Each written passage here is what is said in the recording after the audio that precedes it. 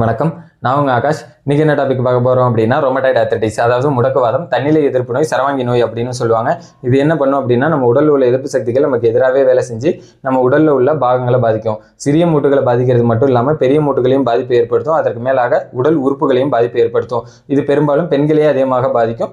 30 வயதுலேருந்து 50 வயது வரையும் அனைவரையும் பாதிக்கிறதுக்கு நிறையவே வாய்ப்புகள் இருக்கு.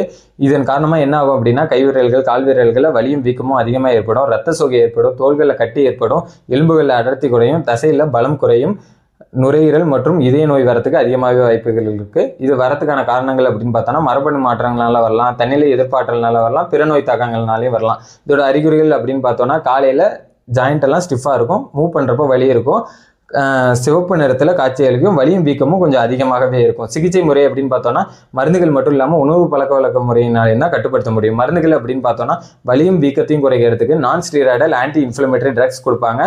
அந்த நோயோட தாக்கத்தை கட்டுப்படுத்துறதுக்காக disease modifying anti rheumatoid drugs கொடுப்பாங்க. உணவு என்னென்ன எடுத்துக்கணும் அப்படின்னு பார்த்தோம்னா ஒமேகா 3 ஃபுட்ஸ் அதிகமாக எடுத்துக்கணும், மீன்கள், பழங்கள், காய்கறிகள் அதிகமாக எடுத்துக்கணும். அறுவை சிகிச்சை முறையில் இதை எப்படி குணப்படுத்தலாம் அப்படின்னா சைனோவெக்டமி, ஜாயிண்ட் ரீப்ளேஸ்மெண்ட் பண்ணி இந்த நோயை கட்டுப்படுத்த முடியும். தேங்க்யூ.